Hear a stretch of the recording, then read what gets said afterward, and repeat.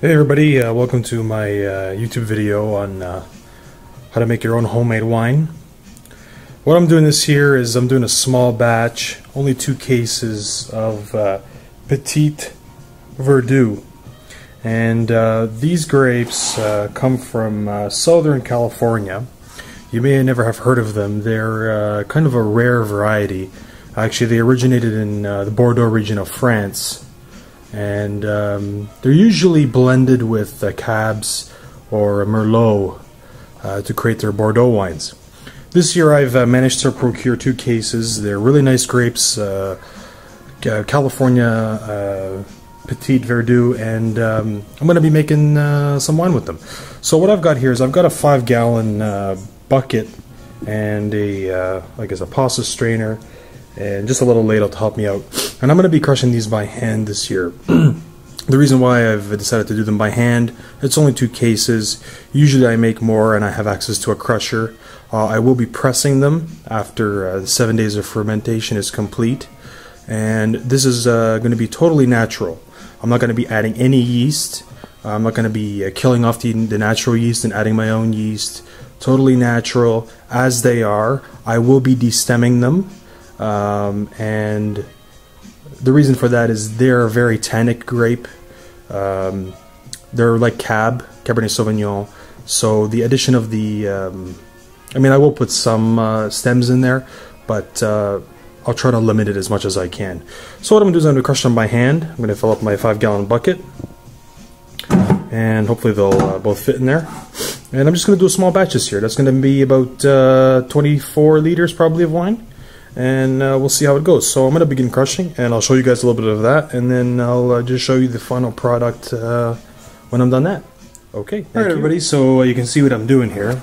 I mentioned before these grapes are Petit Verdot, not Petit Verdot. Sorry, my pronunciation wasn't too correct, but what I'm doing is I'm destemming them, and I'm putting the berries here in my colander, and then I'll crush them by hand. I'll use the soup ladle here to help me out, and I'm putting all the stems in the garbage.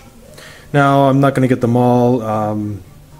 I will admit it's taking me a while. I've only done a little bit, but I figure it's 2 cases, why not do it by hand, and we'll see how it goes. Now when you do buy grapes like this, you can get them crushed for you.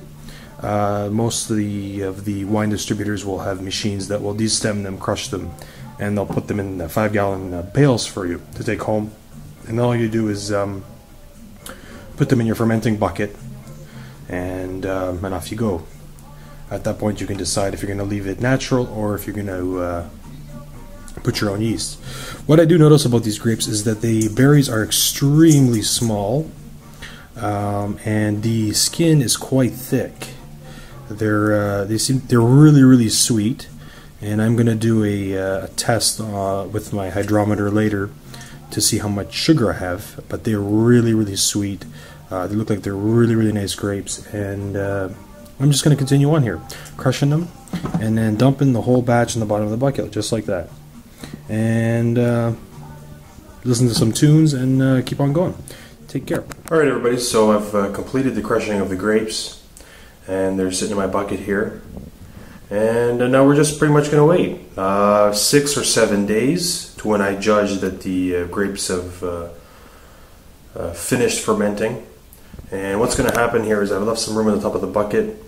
The cap is going to rise, and every day that the cap rises, what I'm going to do is I'm going to come and I'm going to push it down underneath the juice level. And what that's going to do is reincorporate the skins back in with the liquid, basically for flavor. So I'll be signing off now, and I'll give you an update in about 7 days when I get the press out, press the grapes, and with any luck we'll have some really nice wine. Thank you very much for watching. Take care.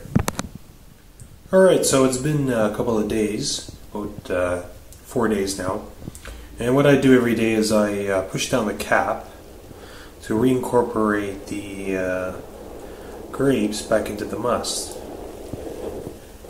You should really do this twice a day. Morning and evening works well. And Reincorporates all the grapes, prevents any bacteria from growing on top, and that's what you do. So when this stuff is ready, I'm going to be pressing it, and that'll be the next portion of this video. Thanks for watching. Alright guys, welcome back to my video.